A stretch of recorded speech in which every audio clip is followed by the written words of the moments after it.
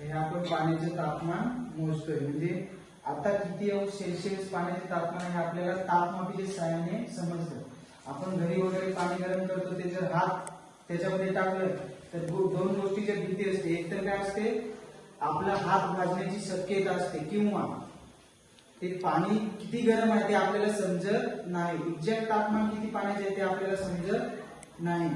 आणि दुसरं म्हणजे आपण जर एकदम त्याच्यात हात टाकला तर ते हात आपले भाजू शकते. त्याच्यामुळे पाण्याचे तापमान मोजण्यासाठी तापमापे बनवले आहेत आणि ते आपण तापमापे वापर करायचे.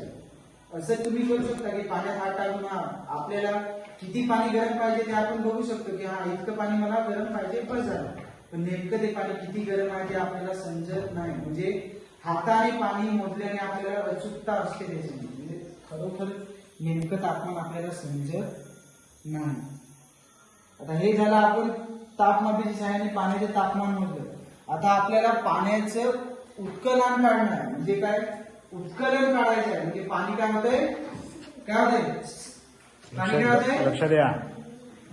पाणी उत्कलन म्हणजे काय आहे, अरे उकळणे, पाणी उकळणे, त्याचा उत्कलन. पाणी उकळणे. तर ते पाणी उकळणे म्हणजे पाणी किती अंश सेल्सिअस उकळतंय हे आता आपल्याला इथे बघायचं आहे. तर आपण पाण्याच्या सहाय्याने तापमान मोजतोय. याच्यानंतर आपण बघू पाणी किती अंश सेल्सिअसवर उकळतं. किती अंश सेल्सिअस आहे, अरे किती मोजा चढला असेल ना 12 फूट पर्यंत.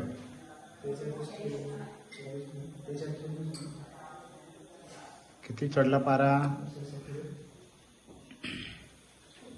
55 झालंय पाण्याचं. किती, तरी आता पाणी उकळलंय का, नाही उकळलंय ना.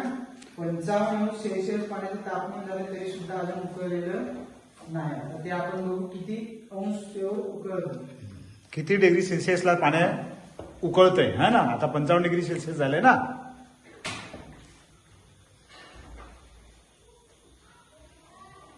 उष्णता, पाण्याला उष्णता देणं चालू आहे ना. जेव्हा ते उकळायला लागेल तेव्हा आपल्याला तापमापीनुसार किती डिग्री सेल्सिअसला पाणी उकळलं ते आपल्याला पाहता येईल आणि त्याचं अचूक मोजमाप करता येईल आपल्याला. बरोबर की नाही.